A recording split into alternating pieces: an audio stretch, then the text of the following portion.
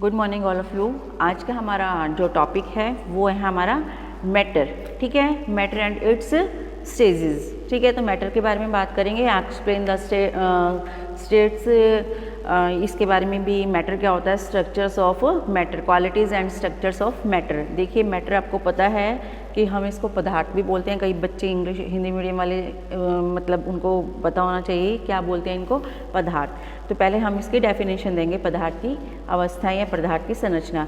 देखिए, प्रकृति में हम जहाँ भी देखें तो विभिन्न प्रकार की वस्तुएं हमें दिखाई देती हैं। ठीक है, जिनका ज्ञान हम अपने ज्ञानेंद्रियों द्वारा करते हैं। उदाहरण के लिए कुछ पदार्थों का ज्ञान ज्ञानेंद्रियों द्वारा, कुछ अन्य का गंध द्वारा, स्वाद द्वारा किया जाता है। ठीक है, उदाहरण के लिए विभिन्न ठोस पदार्थ एवं द्रव पदार्थों का ज्ञान हम ज्ञानेंद्रियों एवं स्पर्श इंद्रियों के द्वारा करते हैं। छूकर हमें पता चल जाता है। वहीं हमारा जो विभिन्न गैसों का अनुभव ज्ञानेंद्रियों के द्वारा होता है, क्योंकि अधिकतर गैसें होती हैं जो रंगहीन होती हैं। ठीक है, तो इन सभी वस्तुओं को तोला जा सकता है, क्योंकि हमें द्रव्यमान क्या होता है, द्रव्यमान जो होता है, इन वस्तुओं का आयतन भी निकाला जा सकता है, क्योंकि वे स्थान घेरती हैं। तो अतः वैज्ञानिक रूप से हम कह सकते हैं कि जो स्थान घेरती है तथा जिनका आयतन और द्रव्यमान होता है, उन वस्तुओं को ही हम क्या कहते हैं, पदार्थ कहते हैं। ठीक है, तो ये डेफिनेशंस हो गई है। आपको जिनको इंग्लिश में करना है वो इंग्लिश में कर लीजिएगा, इंग्लिश की बुक लेके। अब है कि इसकी स्टेट्स ऑफ मैटर की पदार्थ की अवस्थाएं कितनी होती हैं। ठीक है, प्रकृति में कुछ पदार्थ ऐसे होते हैं जहाँ उनको रखा जाए वे उसी स्थान पर उसी अवस्था में ही रखे रहते हैं।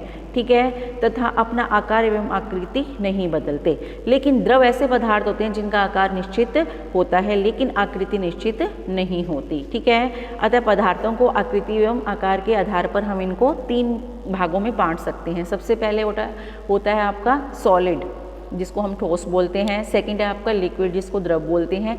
तीसरा है आपका गैस। ठीक है, तो सॉलिड कौन से होते हैं, ऐसे पदार्थ जिनका आयतन तथा आकृतियाँ निश्चित होते हैं, उनका आकार और आयतन निश्चित होता है, उसको हम ठोस पदार्थ कहते हैं। फॉर एग्जाम्पल लोहा हो गया, तांबा हो गया, पत्थर हो गया, पीतल हो गया। ठीक है, तो इस तरह से क्या होता है, वो निश्चित हैं, मतलब उनका आकार और आकृतियाँ और आयतन।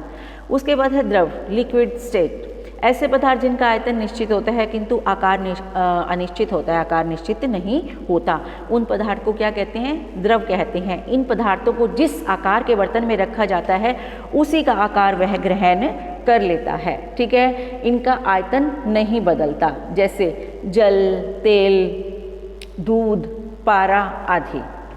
थर्ड है आपकी गैस, ऐसे पदार्थ जिनके आयतन एवं आकार दोनों अनिश्चित होते हैं, उन पदार्थों को गैसीय अवस्था कहते हैं। ठीक है, ये जो बर्तन में रखे जाते हैं उन्हीं का आयतन एवं आकृति ग्रहण कर लेते हैं, जैसे वायु, nitrogen, hydrogen, oxygen, carbon dioxide आदि। ठीक है, तो ये थे हमारे पदार्थ के बारे में।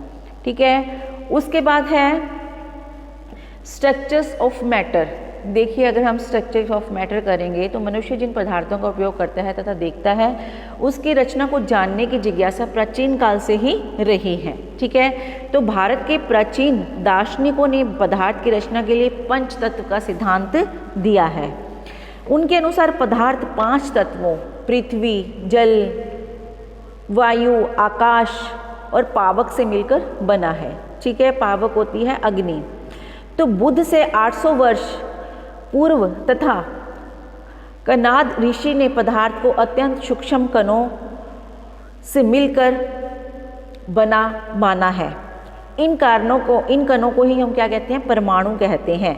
तो सन 1808 में जॉन डाल्टन ने परमाणु की रचना के बारे में कुछ तथ्य प्रस्तुत किए, जिसे डाल्टन का परमाणुवाद भी कहते हैं। ठीक है, तो इसकी जो हमारी परिकल्पनाएं हैं वो हैं, प्रत्येक जो होता है पदार्थ अत्यंत सूक्ष्म कणों से मिलकर बना होता है, जिसे परमाणु कहते हैं।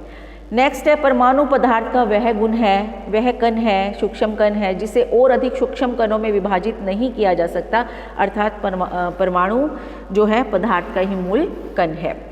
नेक्स्ट है आपका, परमाणु न उत्पन्न किए जा सकते हैं और न ही नष्ट किए जा सकते हैं। ठीक है, और एक तत्व के सभी परमाणु द्रव्यमान, आकार, गुण आदि में एक समान होते हैं।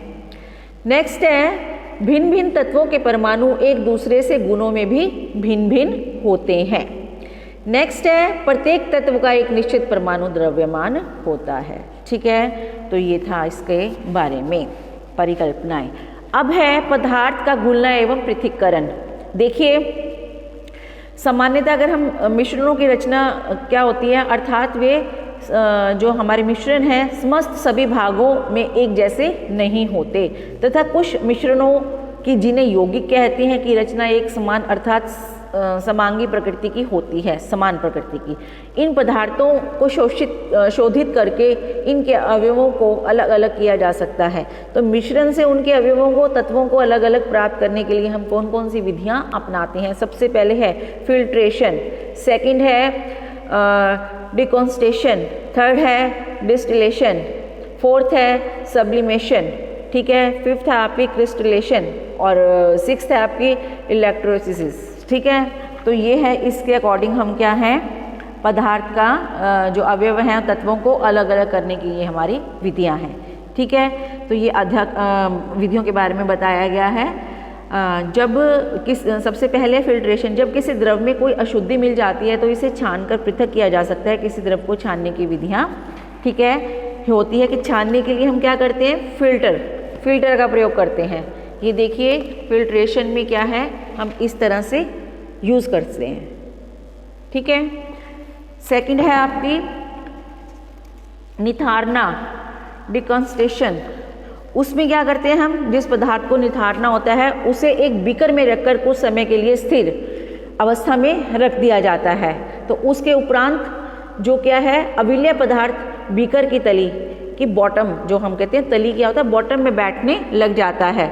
ठीक है, तो इस प्रकार क्या होता है कांच के माध्यम से दूसरे बीकर में उसको अलग कर दिया जाता है तथा उस बीकर में अघुलनशील अशुद्धि जो है शेष रह जाती है जब हम दूसरे में ट्रांसफ़र करेंगे।